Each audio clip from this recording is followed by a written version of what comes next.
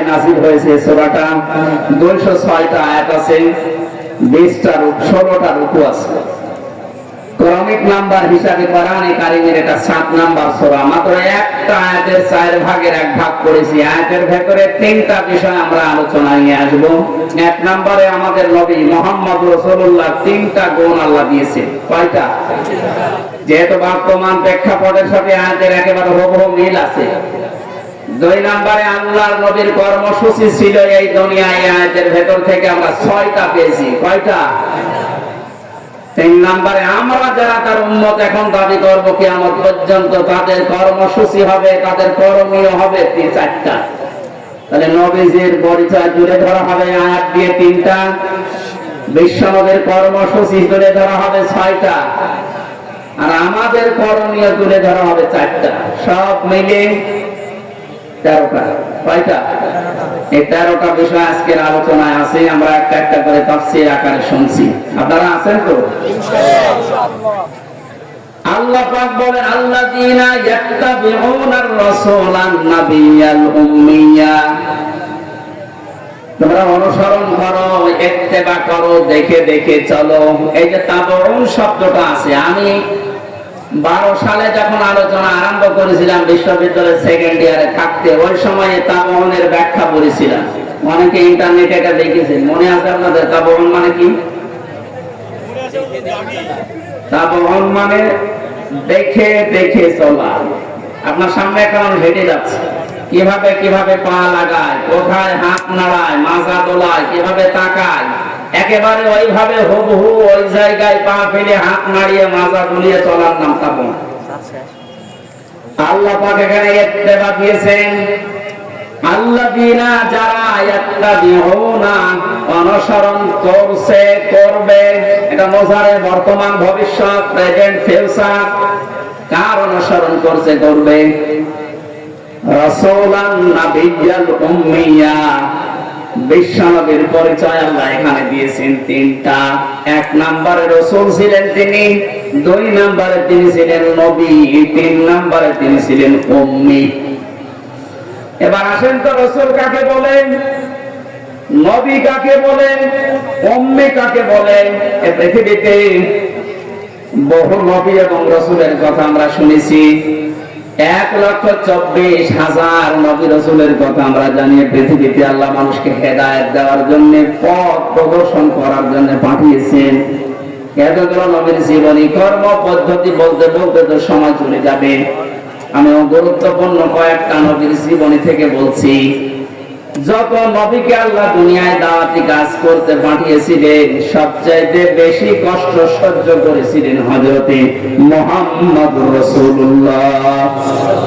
এনার পরে যার নামের তালিকা পাওয়া যায় তিনি হযরতে ইব্রাহিম আলাইহিস সালাম। এনার পরে যার নামের তালিকা আছে হযরতে নূহ আলাইহিস সালাম।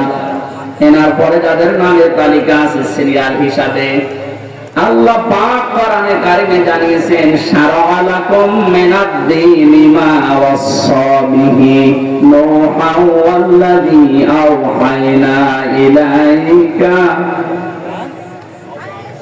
আমি নির্ধারিত করে দিলাম, লিখে দিলাম, নির্ধারণ করে দিলাম, আমি আল্লাহ সই স্বাক্ষর করে দলিল করে দিলাম তোমাদের জন্য।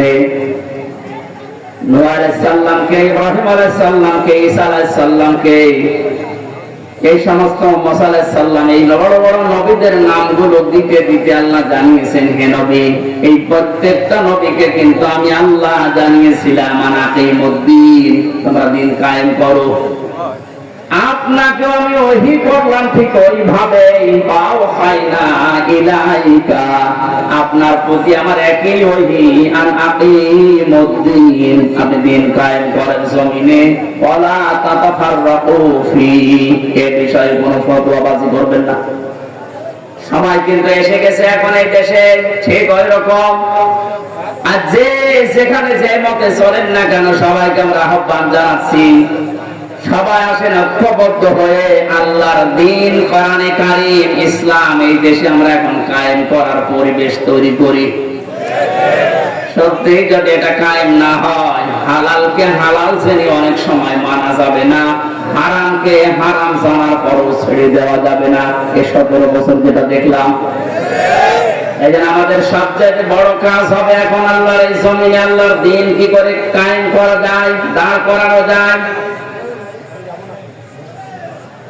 বিশ্ব নবী মুহাম্মদ রাসূলুল্লাহকে আল্লাহ রাসূল বলে ঘোষণা দিচ্ছেন যে হে নবী, আপনি আপনার পরিচয় উম্মতদের সামনে দিবেন যে আমি তোমাদের জন্য রাসূল হয়ে এসেছি। 511 জন রাসূলের কথা আমরা পড়েছি, আর বাকিগুলো সব আল্লাহ নবী হিসাবে পাঠিয়েছিলেন।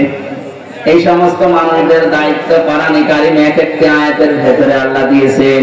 ওয়ালাকাদ বা'আথনা ফি কুল্লি উম্মাতির রাসূলান আনি ইবুদুল্লাহ ওয়াজতানিবুত তাগুত।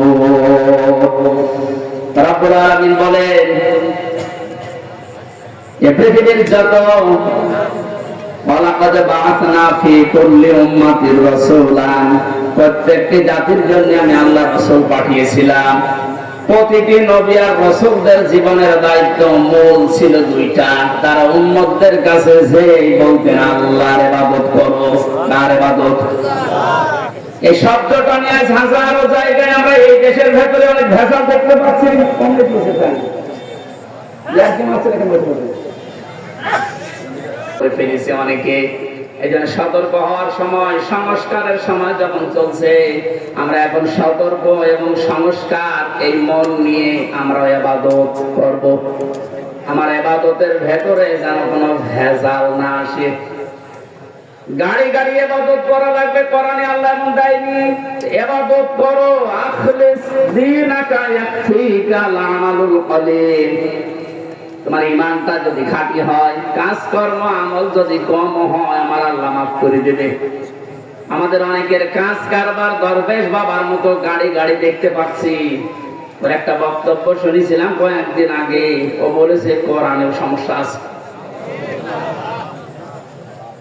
এই নামটা নিয়ে, আহলে হাদিসের নাম নিয়ে অনেক মানুষ আর মানুষকে ধোঁকা দিচ্ছেন। আহলে হাদিস এই শব্দটা খারাপ না, কিন্তু শব্দটা নিয়ে আজ ধোঁকা দিয়ে বোকা বানিয়ে অনেকে এখনো পর্যন্ত জালেমদের পা চাটতেছে।